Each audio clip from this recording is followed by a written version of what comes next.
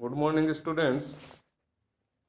इस वीडियो में हम बीएससी पार्ट फर्स्ट के विविक्त गणित में गणनीय और अगणनीय समुच्चयों पर कुछ एक थ्योरम्स को प्रूव करेंगे। तो इसमें फर्स्ट थ्योरम है कि गणनीय समुच्चय का प्रत्येक उपसमुच्चय भी गणनीय होता है। जो काउंटेबल सेट होता है उस काउंटेबल सेट का हर एक सबसेट भी काउंटेबल होगा। तो इसके लिए हम क्या करेंगे कि हम एक गणनीय समुच्चय मान लेते हैं कि मान लिया जाए ए एक गणनीय समुच्चय है, एक काउंटेबल सेट है। तब हमें सिद्ध करना है कि ए का प्रत्येक उपसमुच्चय भी गणनीय हो। अब चूंकि ए गणनीय है तो गणनीय समुच्चय की परिभाषा से क्या होगा कि ए या तो परिमित होगा या फिर गणनीयतः अनंत समुच्चय होगा। अब इसमें फर्स्ट केस लें कि यदि ए परिमित समुच्चय है तब क्या होगा कि जब कोई समुच्चय परिमित है तो उसका प्रत्येक उपसमुच्चय भी क्या होगा, वो भी परिमित होगा।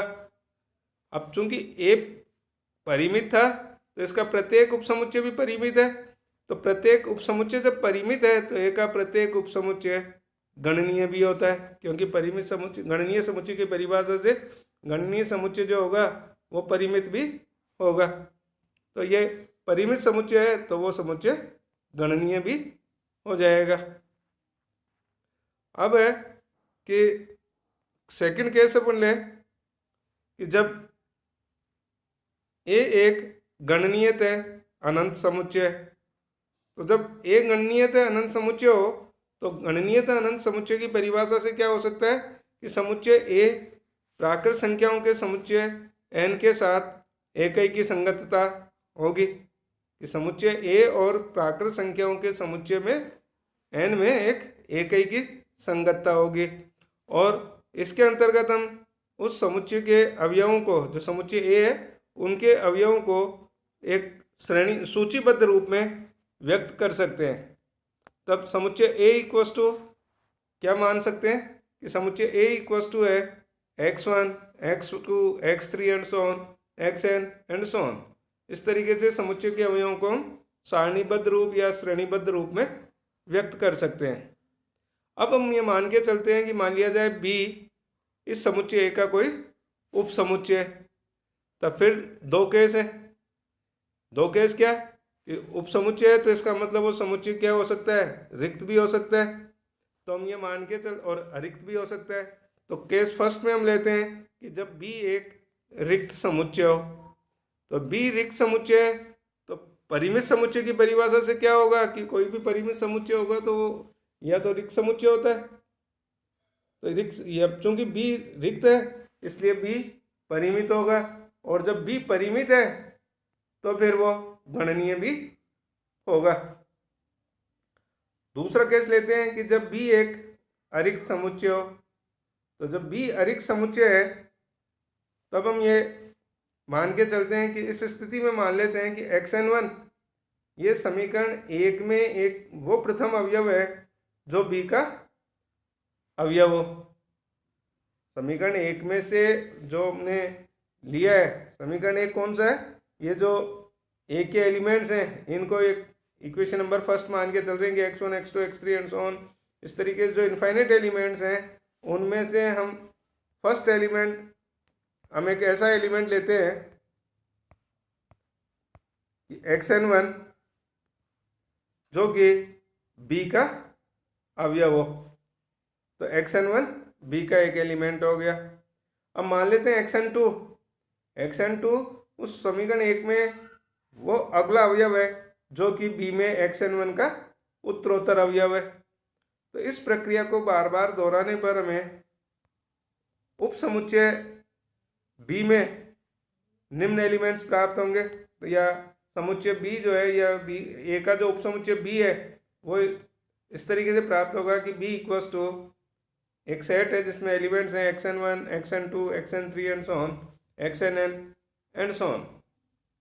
तो ये जो समुच्चय है, इस समुच्चय में जो अवयव है वो अनुक्रम के रूप में यानी श्रेणीबद्ध रूप में तो इस कारण से ये समुच्चय भी कैसा होगा, गणनीयतः अनंत समुच्चय होगा, और गणनीयतः अनंत समुच्चय होगा तो फिर ये गणनीय समुच्चय भी होगा। तो ये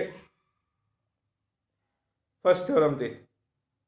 अब सेकंड थ्योरम लेते हैं कि दो गणनीय समुच्चयों का संग भी गणनीय ही होता है। दो काउंटेबल सेट्स हैं तो उनका यूनियन भी एक काउंटेबल सेट होगा, ये प्रूव करना है।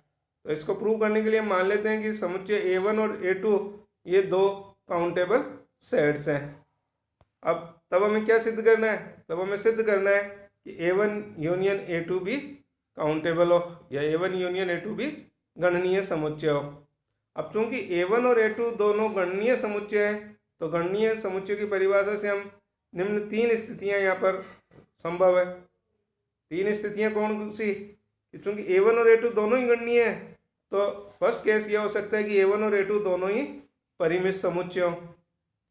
दूसरा केस ये भी हो सकता है कि A1 और A2 में से कोई एक समुच्चय तो परिमित हो और दूसरा गणनीयतः अनंत समुच्चय हो। और तीसरा केस ये हो सकता है कि A1 और A2 दोनों ही गणनीयतः अनंत समुच्चय हो। अब केस फर्स्ट लेते हैं। फर्स्ट केस क्या, कि जब A1 और A2 दोनों ही परिमित समुच्चय हो, तो दो परिमित समुच्चयों का यूनियन भी एक परिमित समुच्चय होता है, इसलिए A1 यूनियन A2 भी क्या हो जाएगा, परिमित समुच्चय हो जाएगा।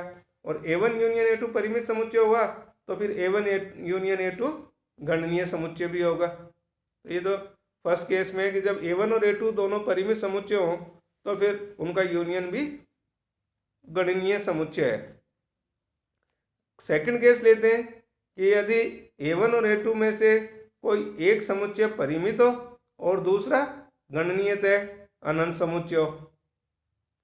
तो जब A1 और A2 में से एक समुच्चय परिमित है और दूसरा गणनीयतः अनंत समुच्चय है, तो इनका जब यूनियन लेंगे A1 यूनियन A2, ये भी क्या होगा, ये गणनीयतः अनंत समुच्चय आएगा। और A1 यूनियन A2 अगर गणनीयतः अनंत समुच्चय है तो फिर A1 यूनियन A2 गणनीय समुच्चय भी हो जाएगा।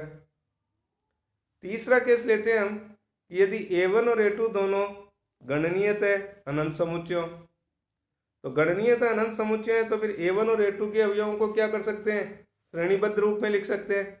तो मान लेते हैं कि समुच्चय A1 एक ऐसा समुच्चय है जिसके एलिमेंट्स हैं x1, x2, x3 and so on, xn1 and so on, sorry x1, x2, x3 and so on, xn and so on.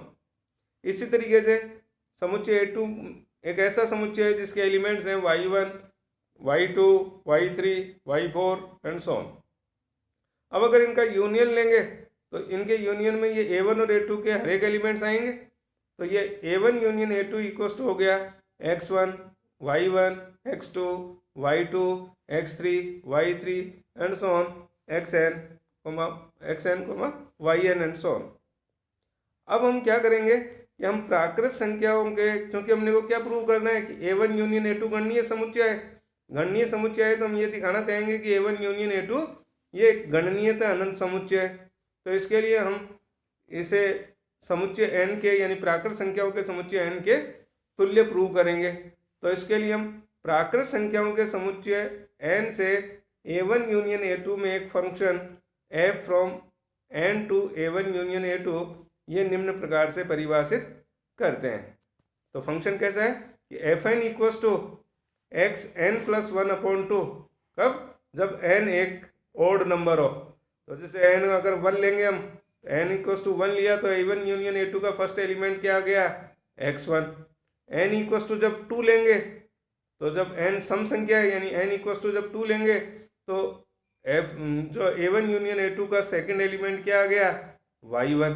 तो इस तरीके से हम फंक्शन को इस तरीके से परिभाषित कर रहे हैं कि fn इक्वल्स टू है xn+1/2, xn+1/2 जब n विषम संख्या है और yn/2 जब n एक सम संख्या है।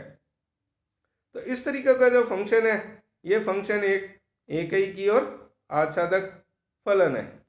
तो जब A1 यूनियन A2, जब f from n to A1 union A2 एकैकी आच्छादक फलन है तो n और A1 यूनियन A2 ये दोनों क्या हो गए, तुल्य समुच्चय हो गए। तो जब ये तुल्य समुच्चय हो गए तो A1 यूनियन A2 गणनीयतः अनंत समुच्चय हो गया, और इस केस में A1 यूनियन A2 गणनीय समुच्चय भी हो गया। अब हम एक एग्जाम्पल लेते हैं। एग्जाम्पल क्या है कि हमें सिद्ध करना है कि समुच्चय A इक्वल्स टू, समुच्चय A के एलिमेंट्स ले रहे हैं 1 2 3 4 एंड सो ऑन, और समुच्चय B के एलिमेंट्स ले रहे हैं 2 4 6 8 एंड सो ऑन। ये तुल्य संख्यक समुच्चय या तुल्य समुच्चय इक्विवेलेंट सेट है या इक्विपोटेंट सेट है। तो इसके लिए हम क्या करेंगे, दो समुच्चयों को तुल्य समुच्चय प्रूव करने कैसे करेंगे, इसके लिए हम उन दोनों समुच्चयों में एक फंक्शन इस तरीके से परिभाषित करेंगे कि वो फंक्शन 1 1 ऑन टू फंक्शन हो।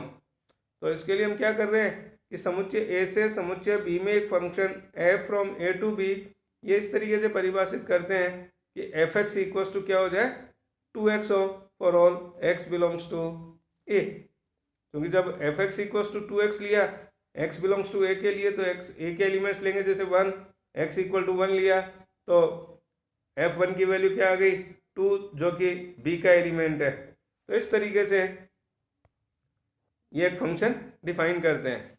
अब ये फंक्शन कैसा है कि F x equals to 2x for all x belongs to A, ये एक एकई की आच्छादक फलन है। जब f a से b में एकई की आच्छादक फलन है तो फिर a और b क्या हो गए, तुल्य समुच्चय हो गए या तुल्य संख्यक समुच्चय होंगे। एक और एग्जाम्पल है कि हमें कुछ समुच्चय दिया है कि उनकी गणनता ज्ञात करनी है, कार्डिनलिटी ज्ञात करनी है। तो इसमें फर्स्ट है रिक्त समुच्चय फाई। तो फाई, चूंकि फाई की गणनता ज्ञात करनी है, तो फाई क्या होता है, फाई एक रिक्त समुच्चय है, और रिक्त समुच्चय में एक भी एलिमेंट नहीं होता, इसलिए फाई की गणनता क्या हो जाएगी 0, यानी रिक्त समुच्चय की गणनता 0 होती है। अब एक दूसरा सेट लेते हैं जिसके एलिमेंट्स हैं ए और एक सेट ए, सेट में ही एलिमेंट्स हैं, एक तो ए और सेट ए। तो इसकी गणना, इस समुच्चय की गणनता ज्ञात करने के लिए हम क्या कर रहे हैं कि एक समुच्चय मानते हैं, मान लिया जाए ए इक्वल्स टू जिसके एलिमेंट्स हैं 1 और 2, और समुच्चय बी इक्वल्स टू यही ले लिया जिसकी की गणनता ज्ञात करनी है कि समुच्चय बी के एलिमेंट्स हैं ए और सेट ए। तब हम इस समुच्चय ए से समुच्चय बी में एक फंक्शन एफ, ये इस प्रकार से परिभाषित करते हैं कि f1 इक्वल्स टू तो क्या हो जाए ए के इक्वल हो जाए, और f2 इक्वल्स टू ये सेट ए के इक्वल हो। तब क्या हुआ, तब इसमें हम देखेंगे कि इसमें अलग अलग एलिमेंट्स की इमेज अलग अलग है, और बी के प्रत्येक अवयव का पूर्व प्रतिबिंब भी ए में विद्यमान है, इसलिए ये फंक्शन कैसा हो गया f from A to B, ये एक एकई की आच्छादक फलन हो गया। इसका मतलब समुच्चय ए और बी क्या हो गए, तुल्य समुच्चय हो गए। तो जब ए और बी तुल्य समुच्चय हो गए तो समुच्चय ए की गणनता और समुच्चय बी की गणनता, दोनों की गणनता क्या होगी, बराबर होगी। और चूंकि ए में 2 एलिमेंट है इसलिए ए की गणनता कितनी है 2 है, इसलिए समुच्चय बी जो कि सेट ए और सेट जिसमें एलिमेंट है ए और सेट ए, इसकी गणनता भी क्या हो जाएगी 2 हो जाएगी। Thank you.